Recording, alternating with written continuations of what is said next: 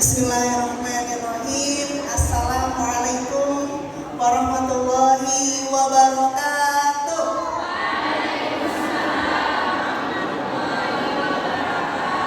Ya, alhamdulillah, nahmaduhu wa nasta'inuh wa na'udzu billahi min syururi anfusina wa min sayyiati a'malina may yahdihillahu fala mudilla lahu wa may yudlilhu fala hadiyalah. Asyhadu an la ilaha illallah wa asyhadu anna Muhammadar Rasulullah la nabiyya ba'da.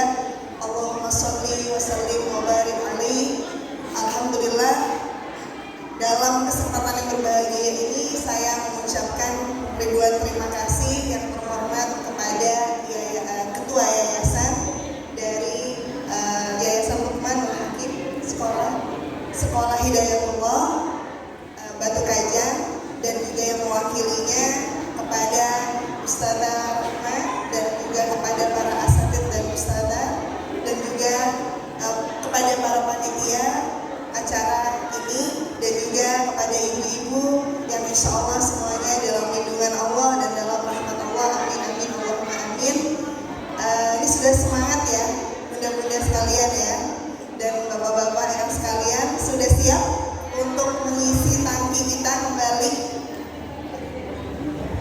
Ya, karena ilmu parenting itu tidak ada sekolahnya, tapi ilmu parenting kita dituntut untuk selalu belajar selama kapanpun itu ya. Jadi sebelum kita memulai acara parenting hari ini yang insya Allah berlangsung selama 45 menit yang akan dilanjutkan dengan sesi tanya jawab, saya mau mengajak ibu-ibu sekalian dan juga bapak-bapak yang hadir di sini untuk membuat dirinya rileks, karena biasanya ketika pertama kali bertemu itu hormon stresnya itu akan keluar dalam suasana yang tegang, dan insya Allah juga biasanya apapun yang kita dengar, apapun yang kita rasakan itu tidak maksimal. Maka saya mau mengajak ibu-ibu dan bapak-bapak sekalian yang hadir di sini untuk membuat dirinya rileks. Sekarang fokus ya, fokus semuanya dengan suara saya dan instruksi dari saya. Ya, fokus semuanya kepada, semuanya tangannya bisa di sini ya. Walaupun mungkin di sini agak kondisinya kurang maksimal, tapi tidak apa-apa. Sekarang kita fokus kepada suara yang kita dengarkan di dalam hati kita. Tarik nafas yang dalam melalui hidung, hembuskan perlahan melalui mulut, ibu-ibu dan bapak-bapak sekalian. Ya, jadi yang mohon maaf, udara yang masuk itu di dalam rongga perut kita, dan hembuskan secara perlahan melalui mulut dan katakan kepada diri kita, ya Allah, terima kasih ya Allah, terima kasih apapun kondisi, apapun keadaan yang Engkau beri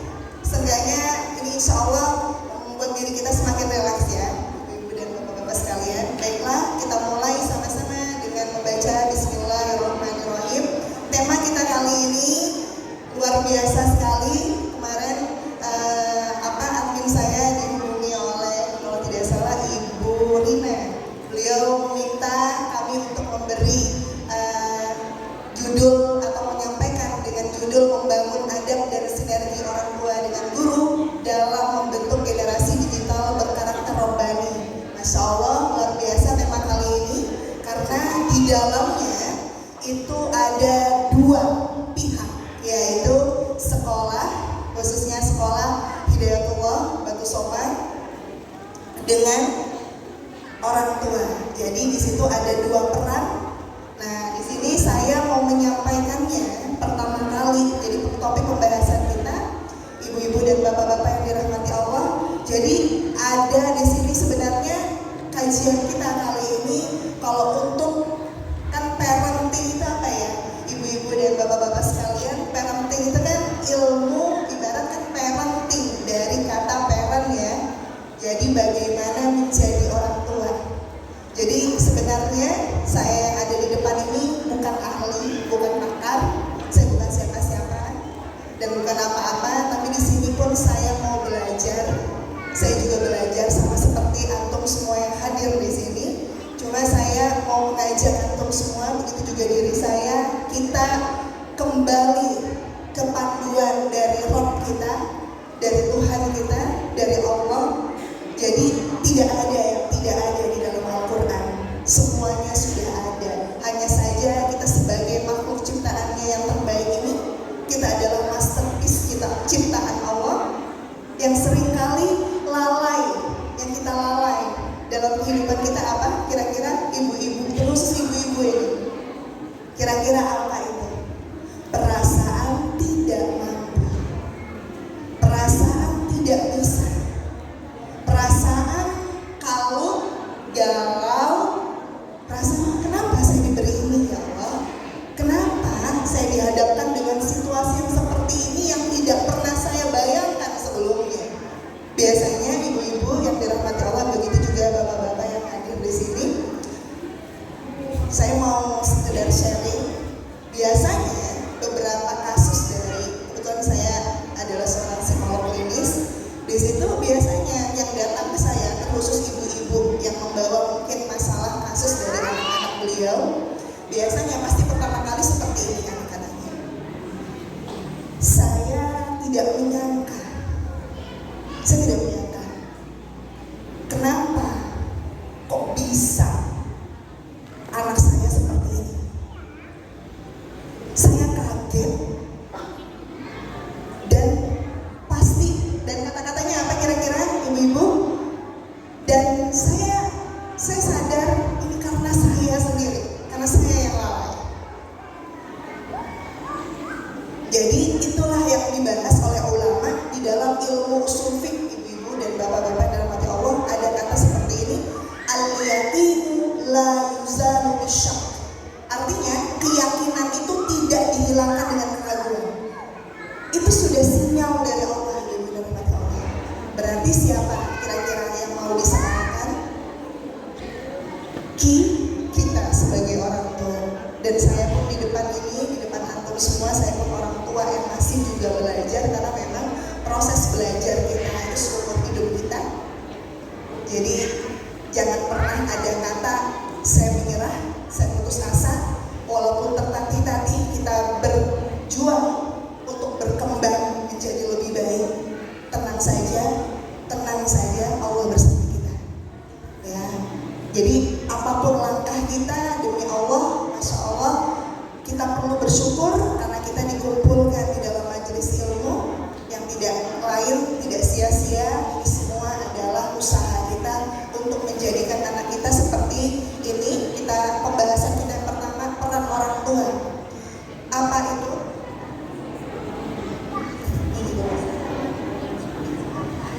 Baik, sebelum pembahasan kita yang pertama, peran orang tua, nanti akan dilanjutkan oleh Ustazah Anissa. Saya mau menginfokan kepada ibu-ibu, jika ingin bertanya dan malu, kami menyediakan kertas di panitia, kertas kecil. Kalau ibu-ibu mau menuliskan boleh, nanti akan diambil pada saat selesai materi untuk saya tanyakan kepada Ustazah untuk dibahas di depan. Namun saya tidak menjanjikan semua akan dibahas, tetapi kami memfasilitasi ibu-ibu mungkin mau anonim, tidak ingin menyampaikan nama, mau menyampaikan hal yang bersifat rahasia, bisa difasilitasi dari tulisan begitu. Kemudian kita lanjutkan untuk Ustazah materi. Baik, saya lanjutkan kembali.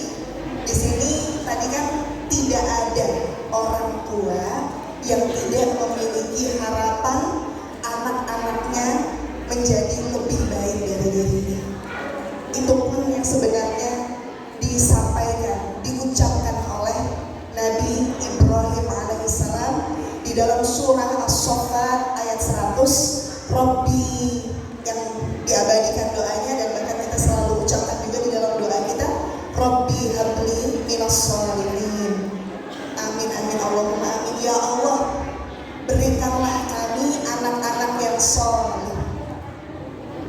Itu topik pembahasan kita, dan kenapa juga tujuan kita hadir di dalam kajian ini pun sebenarnya usaha kita, ikhtiar kita untuk menjadikan anak-anak kita soleh, baik, lebih baik dari orang tuanya.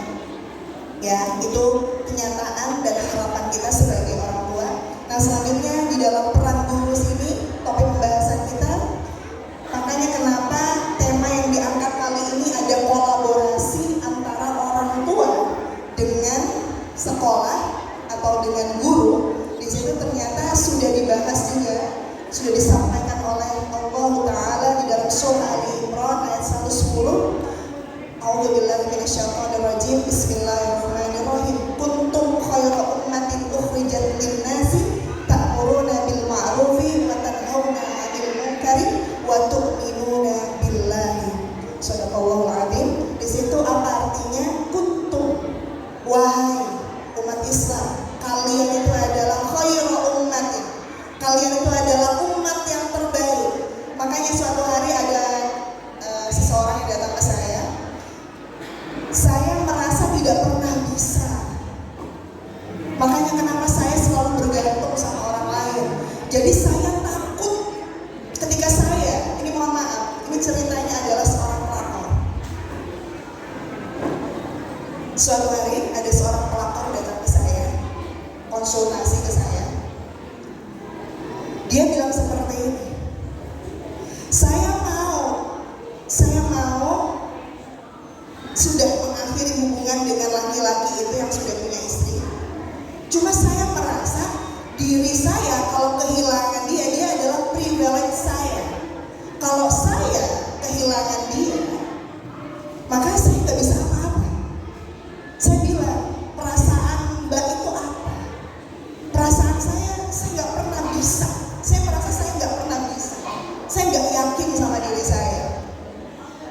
Saya nggak bisa berdiri sendiri. Padahal Allah Ta'ala inilah akibat dari perasaan kita sendiri.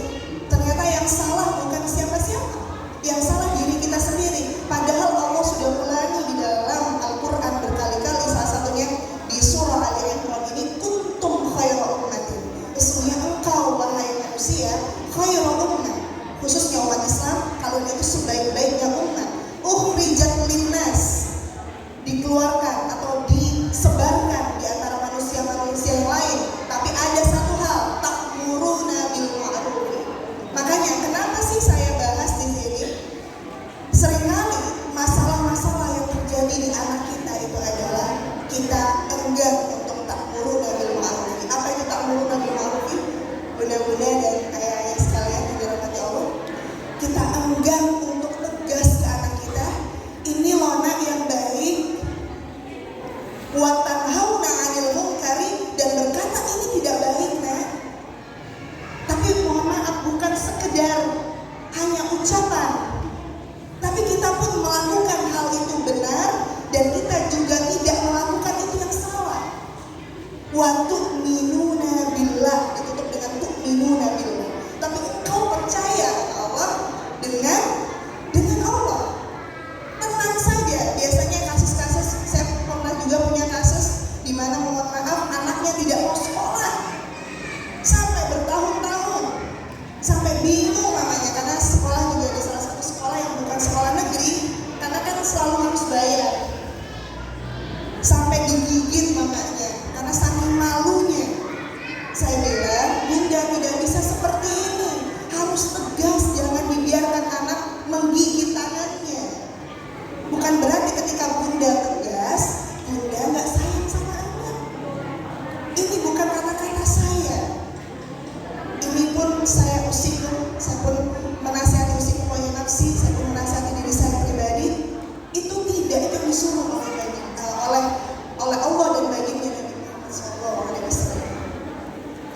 Jadi lanjut pendidikan karakter.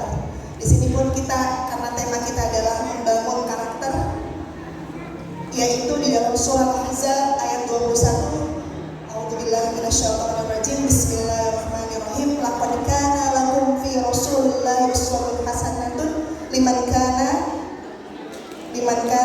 yarjullaha wal yawmal akhir wa dzakarallaha katsiran. Dan laqad kana, jadi kalau ditanya bunda-bunda yang dirahmati Allah dan ayah yang dirahmati Allah, kalau kita tanya ke anak kita, atau mungkin tidak perlu jauh-jauh, kita tanya ke diri kita pribadi, siapa idola kita? Kalau di dalam kamus bahasa Indonesia, idola itu adalah orang yang kita sanjung, yang kita contoh. Tapi kalau di dalam Islam, idola itu adalah orang yang kita jadikan contoh di dalam hidup kita dan kita agung-agungkan. Coba kita jawab sendiri, tidak perlu bunda-bunda jawab secara keras, kita jawab di dalam hati kita yang paling dalam dan juga ya, siapakah idola kita? Sebelum kita bilang idola kita itu baginda Nabi Muhammad SAW, karena memang tidak ada manusia yang sesempurna beliau, baik itu dari kata-kata, dari akhlaknya, dari kebiasaannya. Tidak ada orang yang sesayang baginda Nabi Muhammad. Bagaimana suatu malam Nabi Muhammad pernah sholat tahajud. Suatu hari diceritakan dalam riwayat, beliau mengulangi satu ayat ini saja, bunda-bunda dan ayah-ayah. Intaghfirhum wa hum ummatuk. Kalau bunyinya seperti ini, kalau engkau ya Allah belum mengampuni umat-umatmu padahal mereka umatmu ya Allah. Diulangi terus sama baginda Nabi saking sayangnya sama umatnya.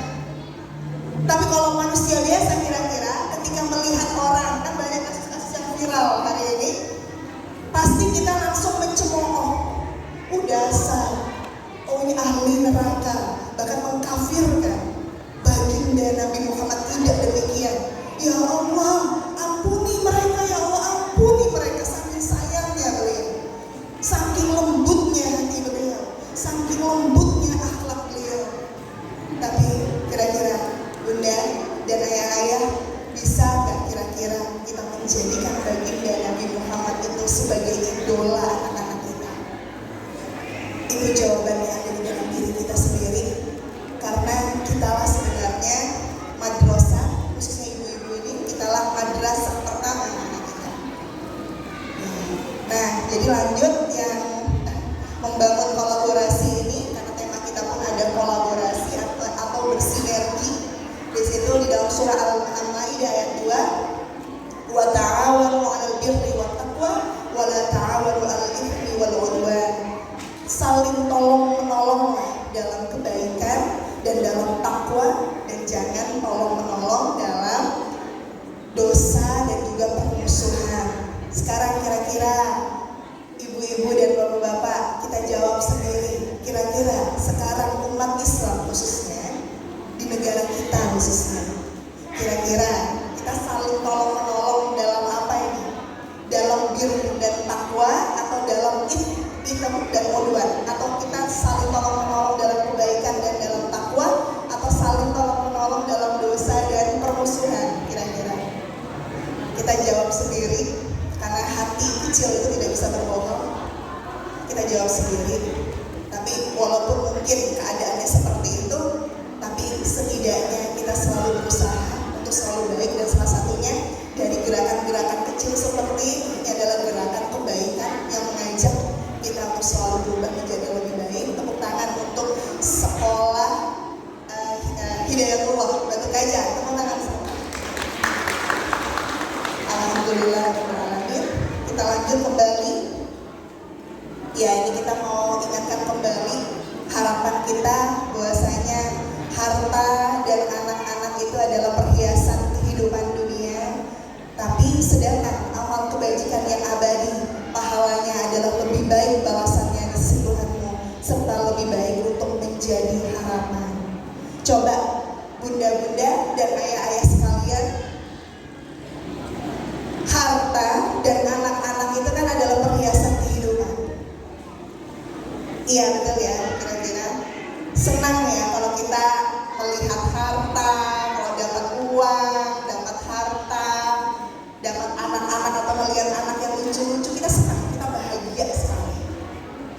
Tapi bahagianya itu kira-kira kalau ada masalah bahagia tidak kira-kira? Ayo dirahmati Allah. Enggak ya. Nah, makanya Allah mengingatkan kita, amal kebajikan yang abadi adalah lebih baik balasan di sisi Tuhan serta lebih baik untuk menjamin harapan. Jadi mudah-mudahan dirahmati Allah, kalau kita dalam keadaan berputus asa, khususnya dalam membersamai anak kita bilang ini adalah proses. Ini adalah proses menuju keabadian. Ya Allah, saya lakukan ini bukan karena dia ya Allah, tapi karenamu ya Allah, karena pahalamu dan karena kami mau kelak Engkau kumpulkan bersama di surga-Mu. Itu setidaknya menenangkan kita. Itu harusnya harapan dari kita semua sebagai orang tua. Dan juga begitu juga untuk para ustadz dan ustadzah yang ada di sekolah ini khususnya, ketika kita melihat murid kita yang mungkin tidak mengenakan mata kita atau membuat kita jengkel, kita pun sebenarnya bilang ke diri kita, kalau tidak seperti itu pasti yang akan menguasai diri kita kira-kira apa Bunda ya? Dan juga bapak-bapak yang dirahmati Allah, yang menguasai diri kita adalah nafsul ammar dan nafsul lawwamah. Makanya sebenarnya mungkin di sini kita semua sering paham ketika biasanya kan kalau marah kita bilang apa? Emosinya naik. Padahal salah benar-benar. Emosinya turun. Sebenarnya marah itu emosinya turun. Bukan emosi naik, emosi turun. Nah sebenarnya ketika emosi turun, untuk menenangkan itu adalah kita kembali ke roh kita. Makanya ketika di dalam Al-Quran disebutkan idza asabathum musibah qalu inna lillahi wa inna ilaihi raji'un. Jadi kalau manusia itu dilanda musibah, dilanda kesulitan, mereka bilang, ya Allah, ini punyamu ya Allah, dan sesungguhnya kami semua ini akan kembali kepadamu, sehingga tidak ada kemelekatan di dalam diri kita. Kalau kita diuji dengan apapun itu, mudah-mudahan dari bapak-bapak dirahmati Allah, ini punyamu ya Allah, terserah engkau mau apakan, asalkan aku kelak engkau ridhoi, matiku dalam keadaan baik ya Allah, matiku jasadku, semua amalku engkau terima ya Allah. Itu tenang sekali benar-benar. Dan juga ayah-ayah sekalian yang hadir di sini. Nah selanjutnya,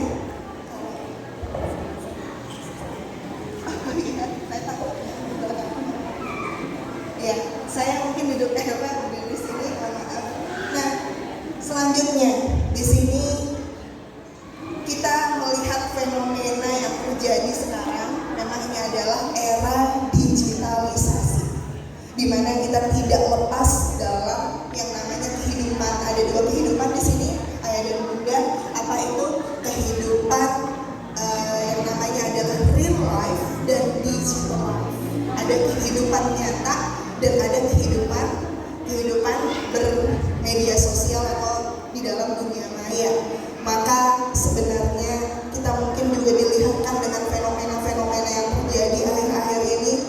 Memang perlu sekali al-adabu fawqal ilmi. Adab itu sebelum ilmu. Kenapa kira-kira ayah dan bunda? Kenapa juga perlu akhlak sebelum teknologi? Pasti kita sudah sering melihat di media sosial bagaimana ketika anak-anak tidak paham berteknologi, akhirnya terjadilah satu-satu kasus-kasus yang tidak diinginkan. Makanya kenapa sih perlu sekali ada contohnya? Mungkin ada seseorang yang sangat pintar sekali, tapi mohon maaf, mungkin dia belum punya adab. Maka sebenarnya kepintarannya itu akan menghancurkan orang lebih banyak dibandingkan mohon maaf orang yang kurang pintar tapi dia belum punya adab. Kira-kira kerusakannya tidak seberapa canggih dan seberapa besar. Makanya itu pun sebenarnya moto yang kita harus teladani dari baginda Nabi, sebaik-baik manusia adalah orang yang paling bermanfaat untuk orang lain.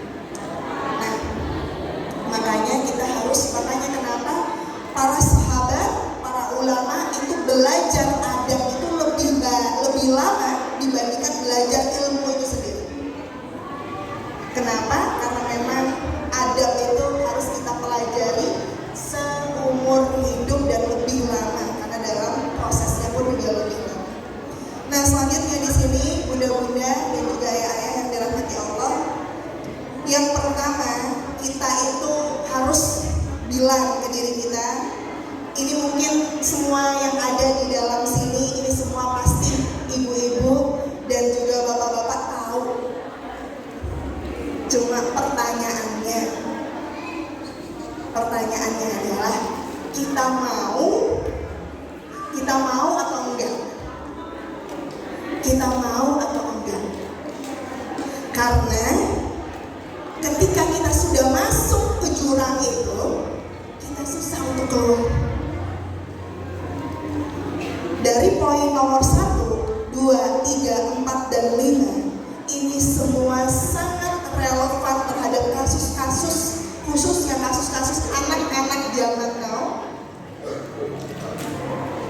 Kita tanya ke diri kita, siap atau tidak siap kita dituntut untuk siap. Kalau tidak, kita akan merasakan kerusakannya itu seumur hidup. Ibarat kita menangis-nangis sekarang, berjuang sekarang, bukan berarti kita setelahnya tidak berjuang, tapi setidaknya kita akan menangis karena kesolehan, kebaikan, akhlak yang baik dari anak-anak atau generasi yang kita lahirkan. Yang pertama, ini pasti kita harus yang namanya mengupgrade pengetahuan tentang dunia digitalisasi, khususnya bunda-bunda, ibu-ibu, karena ibu-ibu ini yang biasanya memang Allah ciptakan, bukan biasanya, memang sejatinya ibu-ibu itu diciptakan di otaknya ada memang bagian yang mana mengumpulkan informasinya lebih banyak dibandingkan bapak-bapak. Makanya di mana saja berada, ibu-ibu biasanya akan nanya ke sebelahnya, dari mana ibu aslinya. Jadi mohon maaf, rasa ingin tahunya lebih banyak dibandingkan bapak-bapak. Dan itu kita harus bersyukur dengan memanfaatkan itu dengan selalu belajar. Jadi kalau ibu-ibu suka datang ke kajian, suka menghadiri mungkin webinar, podcast, apa, bersyukur. Memang harus sejatinya seperti itu. Karena kalau tidak, kita akan disibukkan dengan urusan emosi kita atau mengurusin orang lain. Alhamdulillah. Nah, selanjutnya di sini membatasi dan meminimalisir penggunaan internet dan gadget pada anak. Sebenarnya, khususnya kita orang tua, kita sebenarnya sudah tahu ya, ibu-ibu dan bapak-bapak, kita sebenarnya sudah tahu kalau memberi gadget kepada anak itu sebenarnya merusak. Betul atau tidak? Tapi ada saja di sini di mana ego kita bilang itu di dalam psikologi apa kira-kira namanya ibu-ibu dan bapak-bapak? Namanya denial.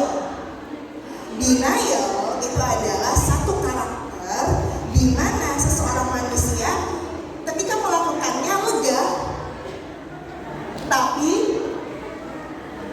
dia enggan. Padahal ada bisikan juga, nanti kalau masih HP lama-lama itu anak bisa seperti ini, seperti itu, seperti ini, Allah gak apa-apa. Sudah, daripada begini, sudah, daripada repot, daripada lari-lari kemana-mana, sudah, kasih aja. Nah, sebenarnya sudah ada sinyal itu. Kira-kira dari penggunaan internet dan gadget pada anak dari usia 8 bulan atau bahkan dari usia 4 bulan, itu kira-kira merusak apanya bunda-bunda dan ayah-ayah sekalian? Pasti bunda-bunda lebih hebat, lebih pintar dari dokter sebenarnya, dan juga ayah-ayah pun sudah tahu sebenarnya kira-kira kerusakan apa sebenarnya yang terjadi pada anak ketika diberi HP di usia contohnya di bawah 1 tahun. Ke speech delay, tidak bisa berbicara, apalagi tantrum berlebih, tahu sebenarnya ya. Tapi denial dalam diri kita. Nah, denial itu kira-kira bunda dan ayah-ayah yang dirahmati Allah, kira-kira denial atau sifat menolak atau ya sudahlah mengabaikan, itu kira-kira baik nggak untuk pertahanan hidup kita ke depan? Kira-kira denial itu salah satu self mechanism. Jadi apa itu self mechanism kira-kira? Self mechanism itu adalah bagaimana kita melindungi diri kita. Denial bagus sekali ketika orang bilang meledek kita atau menghina kita. Ih, kamu itu gitu banget. Kita bilang ke diri kita, apa sih? Enggak juga kali. Dia aja yang kayak gitu. Itu bagus sekali. Itu menguatkan. Tapi kalau denial dalam kebenaran, ini yang berbahaya. Menumpuk.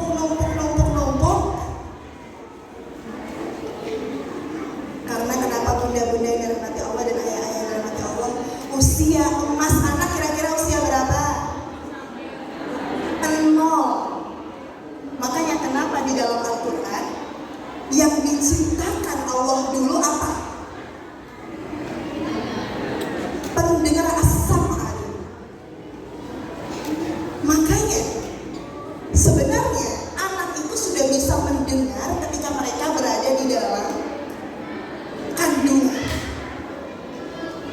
Makanya mohon maaf, kenapa keguguran itu biasanya terjadi ketika sang ibu itu berada di dalam tekanan batin yang luar biasa. Karena si anak bisa mendengar apa yang ibu tadi ngomongkan ke dalam dirinya. Aku lemah, aku jelek, kata-kata negatif yang lain. Akhirnya terjadilah salah satunya keguguran. Tapi sebaliknya, ketika anak dikatakan kepadanya, nak, lahirlah, kelak engkau menjadi orang hebat, menjadi imam besar, menjadi pemimpin yang hebat, yang adil, bijaksana, menjadi wanita yang solehah, melahirkan keturunan yang solehah. Demi Allah, dia pun akan tumbuh menjadi anak yang, kalau di dalam psikologi pun dan juga ayah yang dirahmati Allah, ada 2 temperamen anak, ada kategorinya. Ada yang pertama, anak itu yang namanya easy child dan ada difficult child. Jadi anak yang temperamennya gampang, dibilang nah begini, dia akan sensitif. Dek, gak boleh ngomong gitu, itu ngomong keras betul, itu gak boleh, sama orang tua harus begini. Itu sensitif sekali, peka sekali. Ada yang satunya difficult child, jadi disuruh masuk ke rumah orang baru, gak mau, digigit orang tuanya, dipukul orang tuanya. Kenapa jawabannya? Benar-benar pada orang. Ada eksperimen di dalam psikologi, diteliti nih, anak yang punya temperamen gampang dan anak yang punya temperamen susah. Ternyata diteliti, si ibu ini di luar negeri, nggak ada di Indonesia penelitiannya, di luar negeri. Ternyata ibu yang ketika hamil itu bisa selalu dalam keadaan tenang, sering positif, melahirkan anak dalam keadaan easy child. Sebaliknya, orang tua yang dalam keadaan, ya saya tidak tahu mungkin. Nah sebaliknya ya, maka dia akan melahirkan. Itu betul tidak? Yang punya kita loh yang bilang kalau anak-anak itu sejak di dalam kandungan itu sudah pendengarannya sudah dioptimalkan sama Allah. Nah, jadi luar biasa. Selanjutnya, tegas melarang dan menegur anak jika terdapat konten yang tidak layak. Kira-kira ibu-ibu dan bapak-bapak, kalau usia anak sudah setidaknya SD lah. SD, karena anak-anak itu sudah mulai karakternya terbentuk usia berapa? Ibu-ibu dan bapak-bapak? Kalau anak laki-laki berbeda ya dengan anak perempuan. Anak laki-laki biasanya karakternya akan sudah terbentuk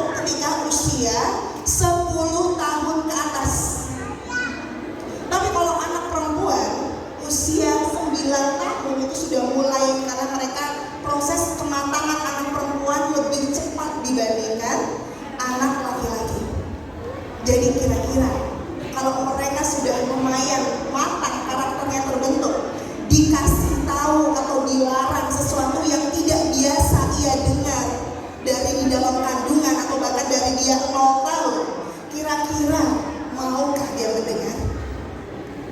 Maukah bunda dan ayah sekalian? Jawabannya mungkin secara pikiran logis kita akan bilang kayaknya susah. Tapi kalau sudah kuasa Allah tidak ada yang susah. Tapi kalau secara pikiran logika kita akan menjawab susah. Maka sebenarnya bersyukurlah kalau kita masih punya anak-anak yang masih usia di bawah 9 tahun, 10 tahun, itu tidak ada kata tidak bisa.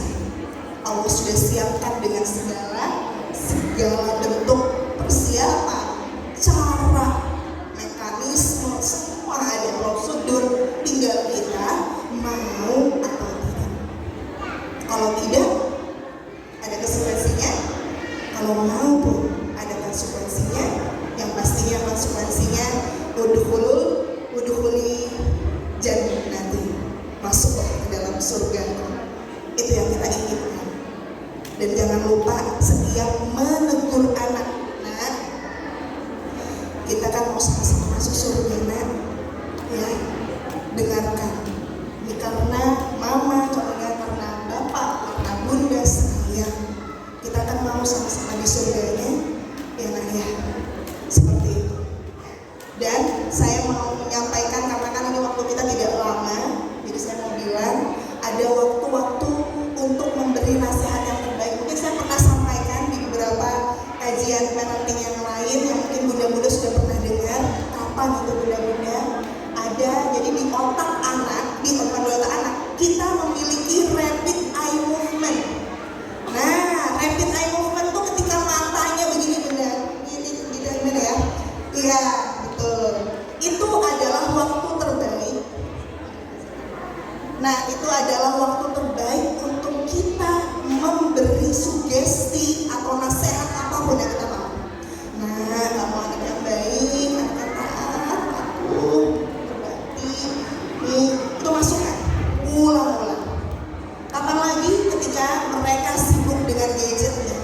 Bukan sebaliknya, ketika mereka sibuk musikum waya nasi. Karena saya pernah diri saya sendiri, ketika mereka sibuk dengan mungkin melihat gadget, kita pun sibuk dengan gadget kita. Karena ini adalah masa emas. Kapanpun itu, apalagi anak itu masih di bawah usia atau bukan usia remaja. Nah itu sebelum tidur tadi rapid eye movement itu waktunya. Ada waktunya tinggal sebentar lagi. Nah ini jangan lupa ayah dan bunda sekalian, quality time. Ini harus, kalau ibarat harusnya itu pakai banget. Harusnya pakai banget. Jadi bukan kuantitasnya, tapi kualitasnya. Karena waktu kita bersama anak tidak lama. Saya pun merasa diri saya tidak lama, bunda. Kira-kira adik yang dulunya bayi, tiba-tiba sudah umur 10 tahun, tiba-tiba sudah 12 tahun, tiba-tiba sudah dewasa, tiba-tiba sudah punya anak.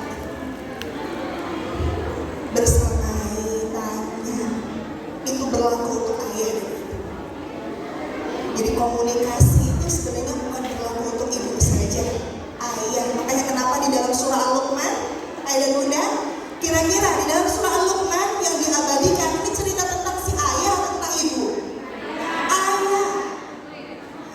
Ternyata peran ayah itu sangat luar biasa. Tapi mungkin kita sudah terbiasa dengan tatanan yang seperti itu. Tapi sebenarnya kalau kita mau membentuk anak kita, atau kita mau memutus mata rantai pola asuh dulu ketika kita masih kecil, memutus mata rantai yang salah gitu ya, pola asuh yang salah dulunya, kita harus memulainya. Kita harus biasakan ayah juga ikut membersamai anak, ibu juga seperti itu. Nah, selanjutnya saya mau lanjut saja. Ini karena waktunya sudah mau habis. Ini yang terjadi ya ayah dan bunda semua. Apa tantangan kita ini ya? Bullying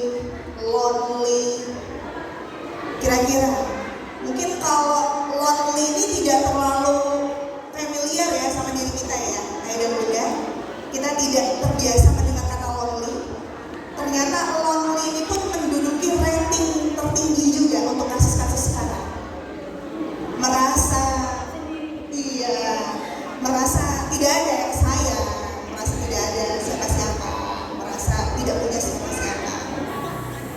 Ya, kenapa kira-kira ayah dan bunda? Kenapa anak-anak sekarang, khususnya sekarang, karena ini kan generasi now, kenapa? Karena terbiasa dengan digital life. Scroll, lihat orang ada yang posting keluarganya lagi jalan-jalan bareng-bareng, oh saya, orang tua saya nggak seperti ini. Ada yang berduaan shopping sama ibunya, saya nggak begini, ibu saya. Itu kenyataan. Makanya sering, kira-kira ayah dan bunda, kenapa anak-anak kok bisa, contohnya salah satu penelitian dari kasus, mohon maaf, narkoba. Salah satu pencetus pertamanya apa ya dan bunda? Kalau sekarang narkoba bukan saja dari zat narkoba itu sendiri, tapi dari apa narkoba sekarang ya dan bunda? Dari gadget. Apa narkoba sekarang? Game online. Apalagi? Ya situs ini ya pastinya. Sekarang situs, bukan situs ini saja ya dan bunda. Sekarang yang lebih mengerikan, situs ini tapi mengarah ke sesama jenis. Itu sudah luar biasa masif, khususnya di tanah kelahiran kita ini. Khususnya saya, karena saya orang asli sini, juga orang asli Pasir. Jadi sama satu lagi apa ayah dan bunda? Judi online. Kira-kira ayah dan bunda kaget nggak? Judi online apakah melanda bukan anak-anak, melanda ibu-ibu? Ibu-ibu, alhamdulillah ibu-ibu sudah tahu ya, sehingga kita bisa waspada, sehingga terjadilah semakin banyak apa ayah dan bunda? Kemana-mana perceraian, ya. Nah ini kasus yang sudah ada karena hilangnya tadi akhlak sebelum berteknologi. Nah ini penyebabnya. Saya punya kasus terbaru. Jadi anak ini memang terakses, kan diketahui oleh gurunya, di anak SMP kelas 1, diketahui oleh gurunya, diadukan ke ibunya. Anak ini nars, anak rumahan, tapi dia ternyata diadukan sama guru di sekolahnya kalau dia terkena kasus itu, melihat ini tapi yang sesama jenis, yang gay.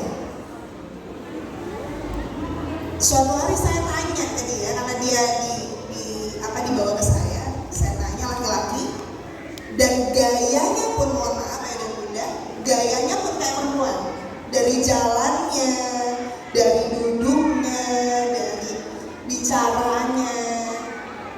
Terus saya tanya ke dia, karena ibunya sudah cerita, katanya saya yang salah, beliau sadar saya yang salah mbak, saya memberi dia HP.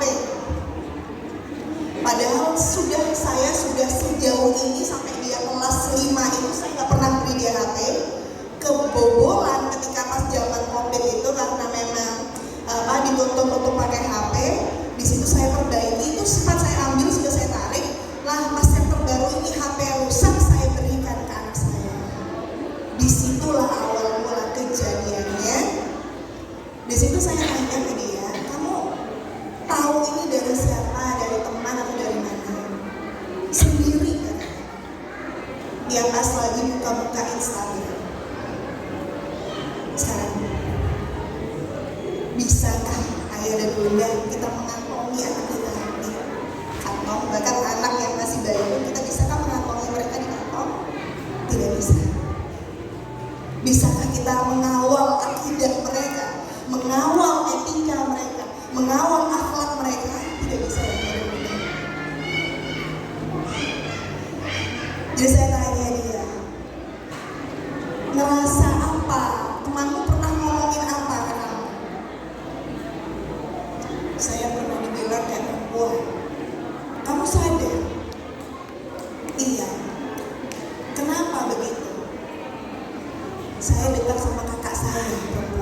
Kakak dan Bunda, saya usiku, YMFC, karena pun saya pun juga punya anak perempuan dan laki-laki. Jadi begini, makanya penting sekali di awal saya bilang ke ayah dan bunda,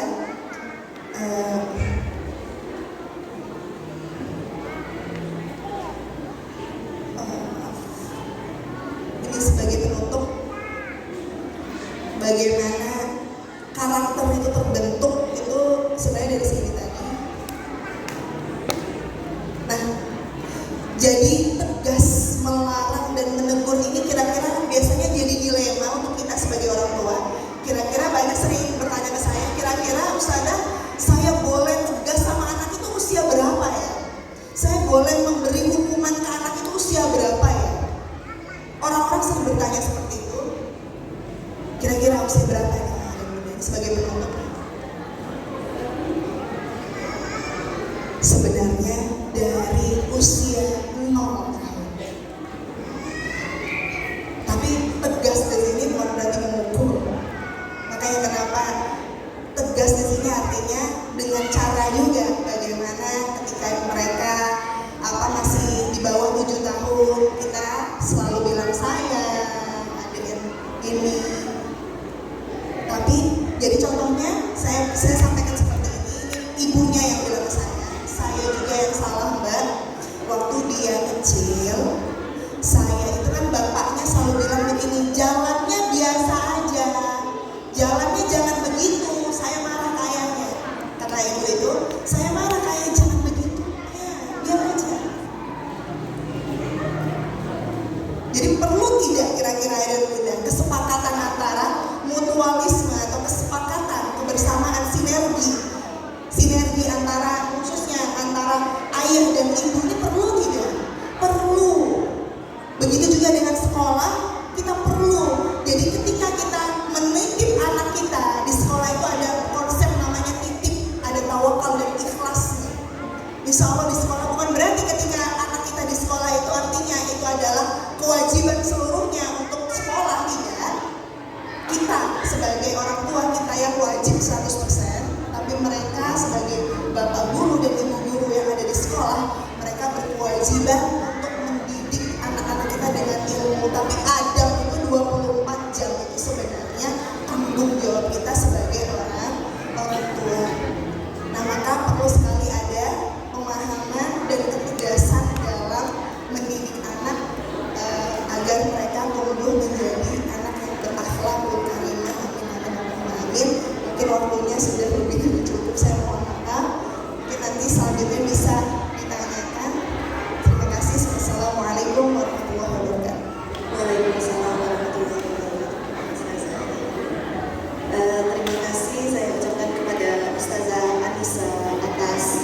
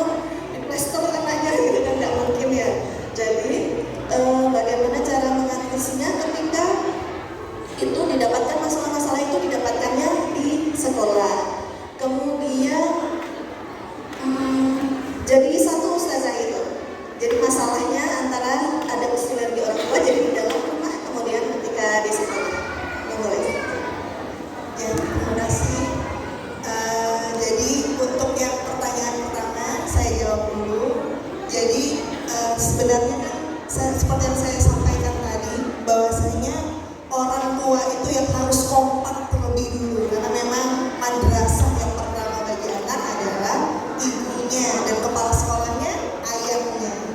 Nah, maka itulah sebenarnya yang susah, karena seperti kata pepatah, action speaks louder than words.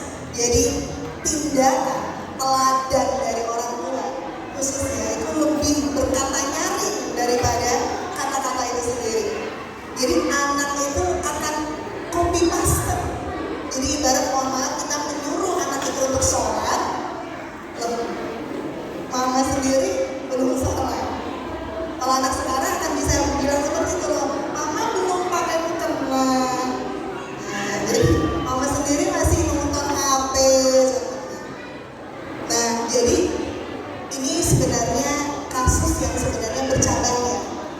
Yang tadi ditanyakan oleh Bunda Raisa, yang tadi mewakili pertanyaan dari bunda-bunda dan ayah sekalian. Di situ, kalau ini kasusnya adalah mohon maaf kepala sekolahnya ya, ibarat kalau di rumah itu adalah ayah itu sendiri, itu mohon maaf belum menjalankan syariat khususnya sholat, itu adalah kasus yang sebenarnya saya juga punya sebenarnya kasusnya. Nah, ini sebenarnya bagaimana seorang istri ini diberi cobaan seperti itu. Ini cobaan istri. Karena seorang istri taatnya dan patuhnya yang pertama bukan ke orang tuanya lagi, tapi ke seorang suami, ke suaminya. Ini adalah cobaan yang luar biasa. Bagaimana sebagai istri, ini istri sekarang, bukan terlepas dari ibu ya, ini istri, sekarang peran istri. Bagaimana caranya memberi tahu seorang suami? Karena psikologi seorang laki-laki, khususnya psikologinya suami, ayah dan bunda khususnya, yaitu egonya itu tinggi. Makanya kalau dalam Al-Quran, qawwamuna 'alan nisa. Itu benar. Makanya kenapa kalau di dalam hukum kita akikah, ketika seorang anak laki-laki lahir, berapa kambing yang boleh disembelih ayah dan bunda? 2 kan? Kenapa? Karena itu otak mamal. Ini di dalam ilmu neurologi, otak mamal itu ternyata kita punya otak mamal ayah dan bunda. Otak mamal itu otak emosi laki-laki itu tuh harus dijaga.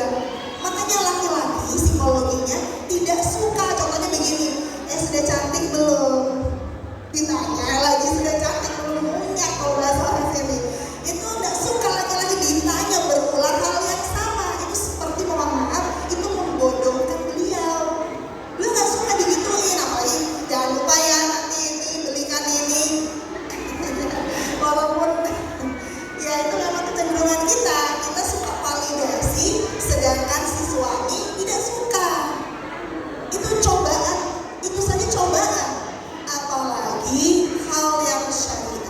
Bagaimana agama atau dalam psikologi kita gabungkan, mengajarkan kita untuk bagaimana berkata kepada suami khususnya dalam hal agama ini. Maka tidak apa-apa kita contohnya mengajak sholat. Kalau memang beliau tidak mau, apakah kewajiban kita sampai beliau mau kita pukul seperti itu? Tidak. Berdoa seperti lainnya. Siapa kira-kira yang diberi cobaan suami yang tidak baik? Asia ya, Asia, istri dari Fir'aun. Jadi bagaimana kalau kita contoh? Kita hanya berdoa, bersabar dengan itu. Karena pada hakikatnya masalah itu tidak selamanya ayah dan bunda sekalian. Masalah itu mesti akan selesai. Pada akhirnya yang tahu siapa? Allah. Itu tadi kalau untuk ini. Jadi anak pun akan mencontoh di situ. Oh, saya mau punya seorang ibu seperti ibu saya, mau punya seorang istri seperti ibu saya yang begitu sabar menerima kenyataan. Dia belajar dari situ. Anak perempuan pun belajar dari kita. Dan semoga kita bisa seperti itu karena kita memang selalu belajar dari kita sekalian. Nah, terus yang pertanyaan kedua dari saya rasa yang inner child orang tua itu termasuk ke dalam tadi ya. Iya, inner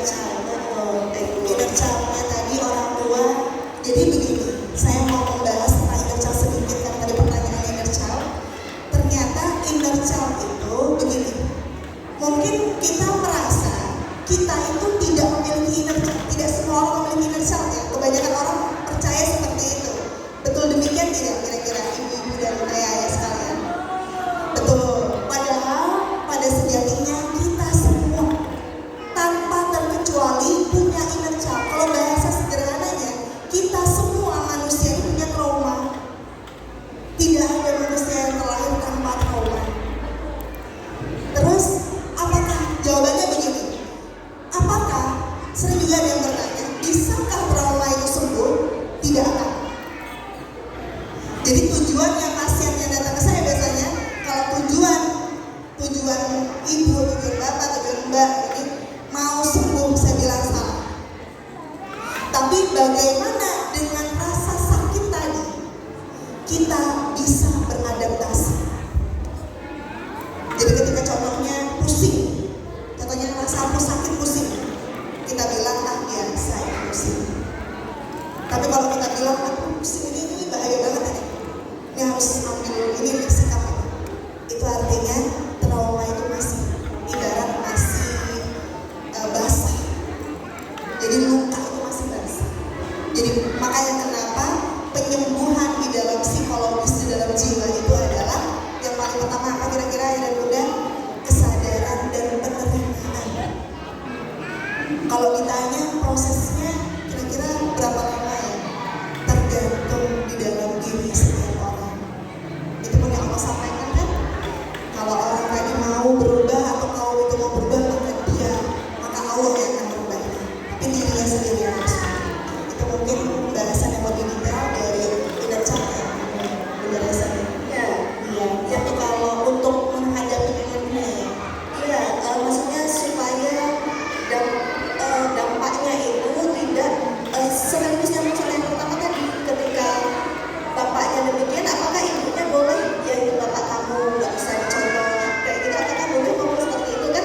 Ini prosesnya bapaknya kan juga pelan-pelan. Apakah boleh kita menyampaikan kepada anak, misalnya juga kakak juga mungkin ya, kakaknya nggak bisa dicontoh, itu kakak kamu jangan dicontoh, apakah demikian boleh disampaikan? Sekaligus dengan yang tadi inner child juga demikian, apakah terus bisa diatasi dengan anak, maaf ya tadi ibu kelepasan, apakah seperti itu gitu. Terima kasih untuk pertanyaannya. Jadi itu memang fenomena yang terjadi, yang banyak terjadi. Jadi kalau contohnya kita habis marah ya, biasanya kan namanya orang tua, namanya ibu, itu tidak terlepas dari emosi yang tadi turun ya. Sehingga mungkin kecapean, lelah. Perempuan itu kenapa emosinya turun? Bunda-bunda sekalian, khususnya perempuan, karena rasa capek.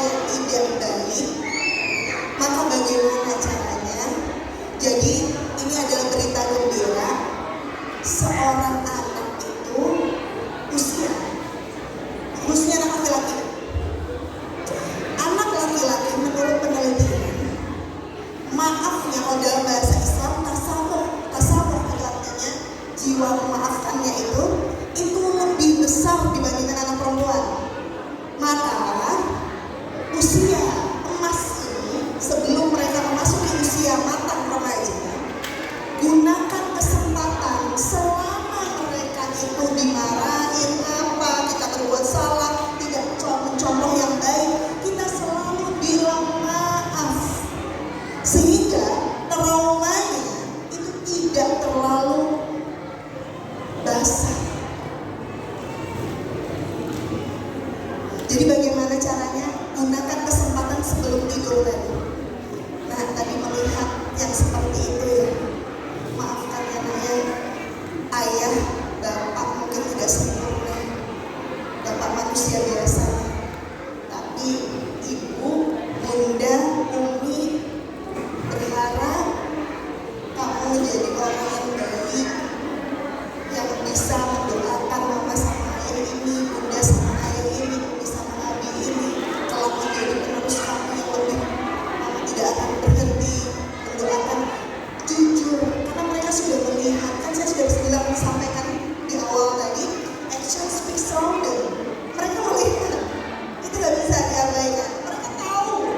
Mereka tahu sekali apa yang terjadi. Tapi kita memanusiakan diri kita. Kita bukan superhero, tapi kita memang, dan maka dari itu kita juga memanusiakan diri kita, memanusiakan anak kita. Walaupun kita berharap anak kita menjadi lebih baik dari diri kita, kita tidak boleh menuntut juga anak kita harus seperti yang kita mau. Kita lihat anak kita capek, ya udahlah tapi sekolah. Jangan kita paksakan juga. Mentang-mentang kita mau anak kita menjadi lebih baik, kita paksakan mereka. Itu semua butuh proses, karena kekuatan terlepas tadi ya, dan udah kita harus melepas apapun yang terjadi sama diri kita, sehingga kita tidak kelepasan tadi. Emosi kita kelepasan itu berbahaya, menjadi tempat pelampiasan. Anak kita menjadi tempat pelampiasan berbahaya. Biasanya menurut penelitian, anak pertama itu menjadi tempat pelampiasan seperti itu. Ya mungkin saya serahkan pada dia. Jadi Ustazah, dari sini kita tahu bahwa ibunda ataupun rumah adalah tempat berpulangnya anak-anak. Mungkin saya izin mengeneralisasi berdasarkan pertanyaan ibu-ibu, itu malah bisa hampir menjawab semua pertanyaan. Ketika anaknya dibully di sekolah, atau ketika bilang Ustazah kok begini ya, ngelapor di rumah seperti itu. Kemudian ketika anaknya berantem sama kakaknya, maka ibu itu menjadi tempat berpulangnya dia agar tidak menjadi dendam seperti itu ya. Jadi yang bersalah itu orang di luar sana, tetapi kita tetap mengambil peran supaya anak itu menjadi bisa tidak terluka hatinya, tidak terluka mendalam seperti itu tempat berpulangnya. Bismillahirrahmanirrahim. Assalamualaikum warahmatullahi wabarakatuh. Perkenalkan, nama saya Puji Lestari. Di sini saya selaku guru ingin bertanya Ustazah, di mana di sekolah itu kan kita sebagai guru sering mengingatkan anak-anak dan membimbing anak-anak untuk tidak bermain media sosial secara berlebihan, juga dalam penggunaan HP-nya. Nah, namun ternyata di rumah itu mereka justru diberi HP pribadi tanpa pengawasan oleh orang tuanya gitu. Mungkin bunda-bunda yang sudah datang pada hari ini sudah sadar dan tahu apa yang harus mereka lakukan untuk anak-anaknya. Namun banyak juga kan yang belum bisa datang ke sini. Nah, sebagai guru, bagaimana supaya kita bisa menjelaskan ke orang tua tanpa menggurui? Karena kan usia kami guru-guru ini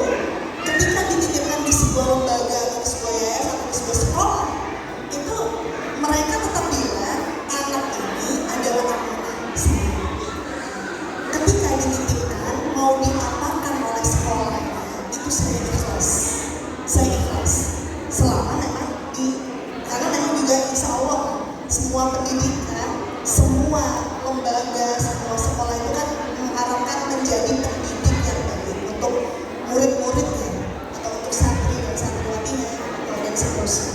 Nah, ada kesadaran itu dulu sebenarnya sejatinya. Tapi sekarang apa yang menjadi kita sebagai guru, kita harus berpikiran seperti ini atau memiliki mindset seperti ini. Karena saya juga guru, kita harus memiliki mindset apa yang dipikirkan orang lain, termasuk wali murid atau wali santri, kita tidak bisa mengontrolnya. Apa ini berlaku untuk individu? Apa yang dipikirkan orang lain, apa yang akan dikatakan orang lain, apa yang akan dirasakan orang lain, kita tidak bisa memikirnya, kita tidak bisa mengontrolnya. Yang saya bisa kontrol hanya apa yang saya pikirkan, apa yang saya akan ucapkan, dan apa yang akan saya lakukan.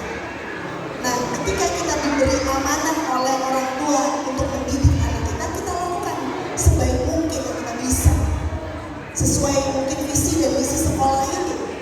Nah, selanjutnya itu otomatis, khususnya itu otomatis akan terbentuk sendiri polanya dalam diri kita, sehingga apa yang kita ucapkan itu akan tersampaikan dengan sesuatu yang baik pula yang sampai ke pendengarnya atau ke wali itu sendiri. Nah, jadi memang bagaimana kita dulu harus mengontrol. Insya Allah saya niatnya baik kok, saya mau anak ini walaupun itu sesuatu yang terjadi di rumah itu kita tidak bisa mengontrol ya, karena memang itu turut andil orang tua. Kita kan porsi kita adalah apa yang mereka lakukan di sekolah, itu pun tidak terlepas dari diri kita. Kita bilang insya Allah tidak apa-apa, jadi itu pun insya Allah tidak apa-apa, karena itu magnet hidup, itu magnet. Kan seperti yang disampaikan oleh Rasulullah kan, ala inna fil jasadi mudghah. Jadi hati itu tidak soluhat soluhal jasad kullu, wa idza fasadat fasadal jasad kullu, ala wa hiyal qalb. Jadi seperti itu kan. Jadi kalau kita insya Allah berpikiran tidak apa-apa, insya Allah enggak. Jadi apapun itu insya Allah yang terbaik. Kan kadang ada saja, mohon maaf, mungkin ada juga wali, kita sebagai wakil wali murid, wali santri, ada saja walaupun kita sudah menyampaikan dengan cara yang baik, tapi tidak bisa diterima. Itu apakah tanggung jawab kita? Tidak. Itu mohon maaf, itu adalah masalah beliau sendiri dengan diri beliau sendiri. Kadang mungkin ada orang kamu itu kadang kita menerjemahkannya jangan bilang oh saya yang salah. Bisa jadi itu beliau punya masalah sendiri. Nah, jadi kita hanya perlu mindset kita saja. Itu insya Allah pun yang akan terrealisasikan dalam tindakan kita. Apapun itu persepsi dan interpretasi dari orang lain. Semoga dijawab ya. Selanjutnya dari sana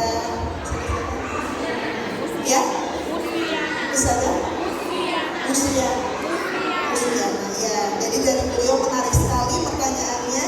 Jadi itu pun, tapi saya mau menjawab yang itu dulu ya, tentang biasanya anak-anak itu menanyakan sesuatu yang sebenarnya itu bagaimana cara menjawabnya. Itu sebenarnya begini, ada mudah sekalian. Itu ada tema, ini ada namanya tarbiyah jinsiyah. Tarbiyah jinsiyah itu adalah sexual education. Edukasi seks itu sangat penting sekali. Di dalam Islam itu ada sexual edukasi. Bahkan di dalam Al-Quran pun ada. Bagaimana Allah menekankan perempuan dan laki-laki itu berbeda. Itu banyak sekali ayatnya di dalam Al-Quran. Nah, sehingga perlu sekali kita sebagai orang tua mengedukasi diri kita bahwa dari 0 tahun anak itu sudah harus dididik tarbiyah jinsiyahnya. Jadi kalau tadi ada pertanyaan, mohon maaf mungkin sekitar suami istri, pernikahan, atau mohon maaf mungkin proses menstruasi, proses balik, akil balik, itu perlu diperkenalkan. Tapi memang ada usia-usianya, 0 tahun khususnya sampai 7 tahun itu anak sudah harus betul-betul dididik dengan tegas perbedaan kamu perempuan dan kamu laki-laki.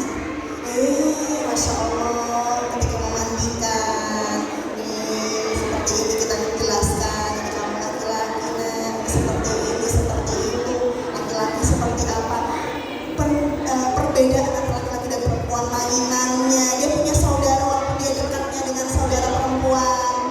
Contohnya anak laki-laki tapi dekatnya sama saudara perempuan, tapi tetap kita jelaskan ini kakak perempuan ya nak ya. Nah, ini duduknya, bagaimana cara berjalannya, itu semua itu perlu. Nah, terus nanti ketika tapi kan pada sejatinya hari ini kan memang anak-anak kan akan melihat sering dari contohnya dari reels Instagram, dari apapun itu media sosial. Nah, itu mungkin ada kata-kata mohon maaf sayang atau apa itu. Nah, jadi kita harus jelaskan. Contohnya mungkin suami istri itu sendiri mungkin ada panggilan khusus seperti sayang atau beb atau apapun itu.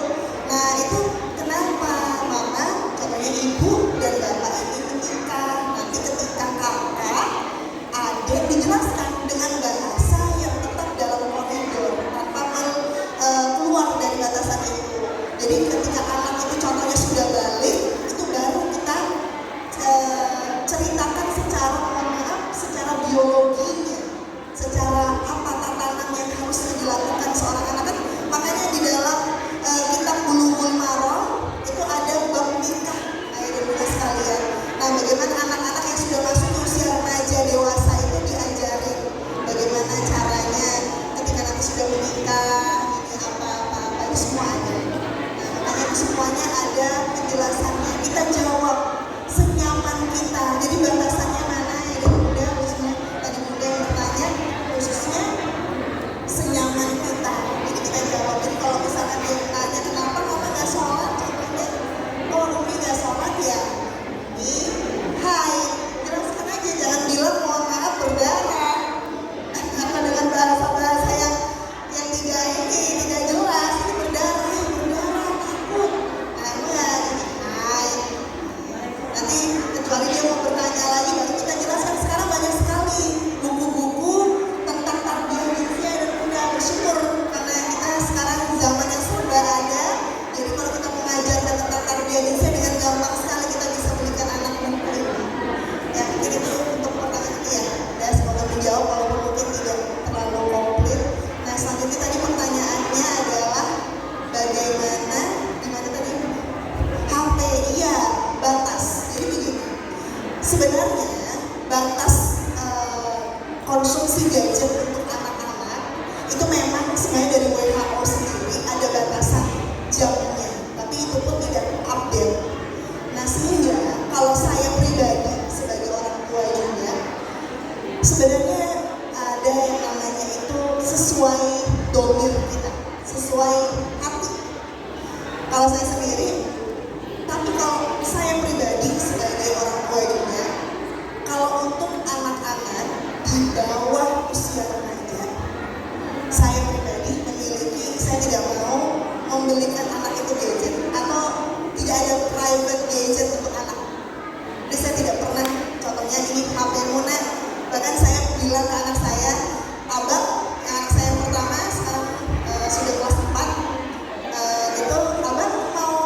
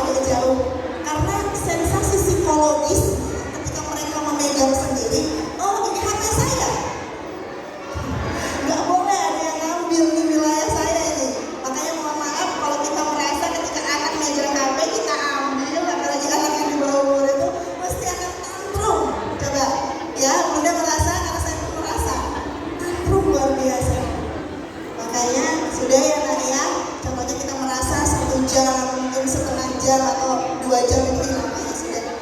Itu mesti akan ada perasaan itu ada bunda. Allah sudah berikan perasaan itu untuk seorang ibu khususnya. Kalau ayah kenapa? Karena memang naluri keibuan yang berbeda dengan naluri bapak yang berbeda. Naluri ibu lebih dalam dibandingkan bapak sendiri. Walaupun mungkin kita bekerja, tapi tetap kita nggak boleh anak. Sudah ya nak? Jadi seperti itu. Jadi kalau untuk jamnya saya pun tidak memberi batasan. Cuma memang saya sangat tidak menyarankan untuk memegang HP itu sendiri untuk anak yang khususnya di bawah umur yang usia di bawah 7 tahun. Kasihan sekali kalau mereka memegang itu karena kepemilikan saya itu masih dalam proses perkembangan. Jadi makanya mereka marahnya luar biasa itu. Biasanya anak akan lebih cepat tantrum, dia lebih akan tindakan abusifnya lebih ini kasihan. Jadi bahkan ada yang membanting-bantingkan kepalanya saking dia tantrumnya. Jadi seperti itu. Semoga menjawab pertanyaan yang ke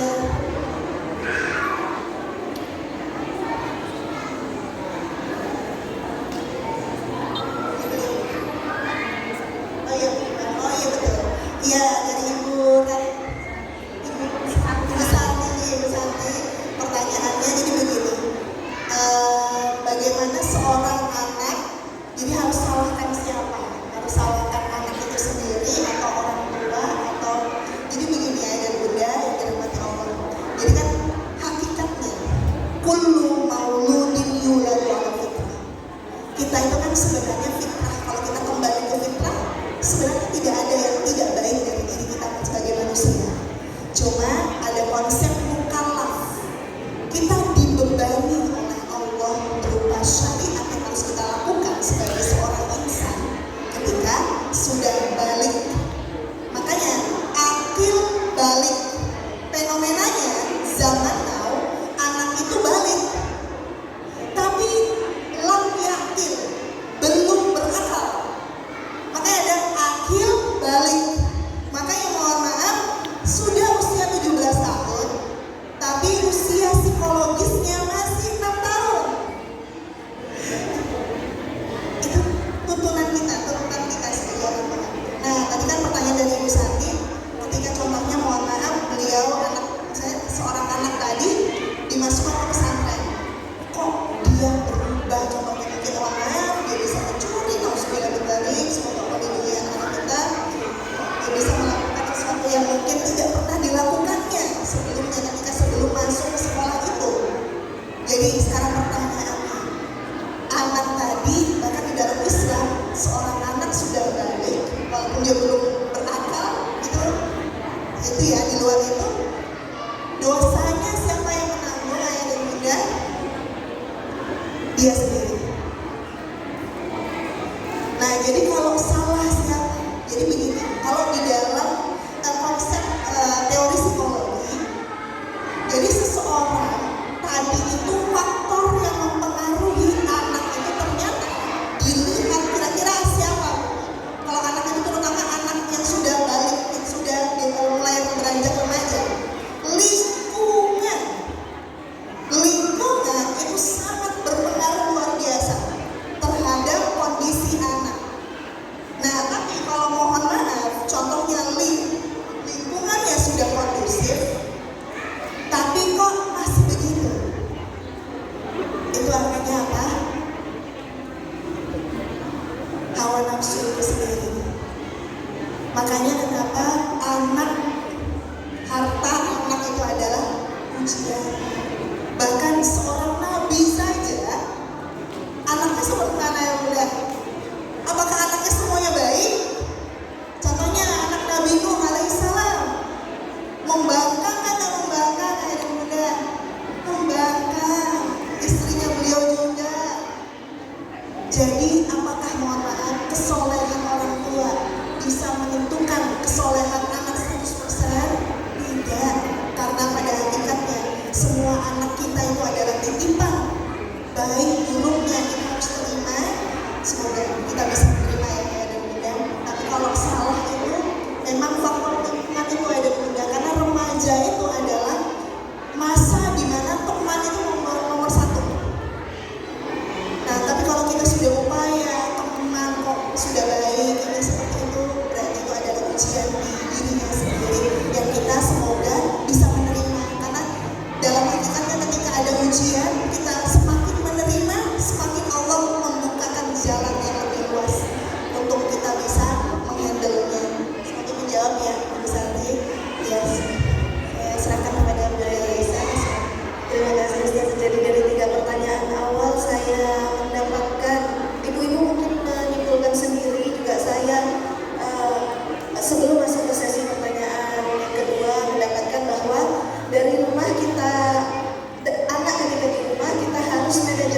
ekspektasi kita, mungkin kita ekspektasinya tinggi, anak nilai bagus dan sebagainya, omongan baik, ngaji bagus, tapi ekspektasi itu dibatasi dengan mindset kita sendiri yang disampaikan Ustazah bahwa kalau tidak tercapai, kita harus berdamai dengan keadaan dan diri kita sendiri, tidak selalu menyalahkan diri kita sendiri, juga kita harus memperhatikan anak agar tidak terluka dan memastikan bahwa anak itu akan selalu senang ketika kembali kepada kita. Kemudian dari sekolah pun demikian, dari sekolah guru sudah melaksanakan sesuai visi misi sekolah, karena hubungan orang tua dengan guru kan hubungannya orang tua tahunya dari visi misi. Masalah nanti di dalam prakteknya itu kan kreativitas guru masing-masing. Nah, guru menjalankan sesuai visi misinya, guru menjalankan sesuai Al-Quran dan Sunnah, dan begitulah sinergisitas terjadi. Namun ketika lingkungan dan sebagainya mempengaruhi, maka tugas kita adalah menjaga ekspektasi, menjaga mindset, menjaga anak kita agar tetap pada jalurnya. Jadi dari pertanyaan pertama Ustazah mengenai batasan tegas larangnya, kemudian yang kedua menyikapi orang tua yang berbeda pendapat dalam hal ini, orang tuanya orang tua gitu ya, kakek neneknya gitu, berbeda pendapat dengan orang tua.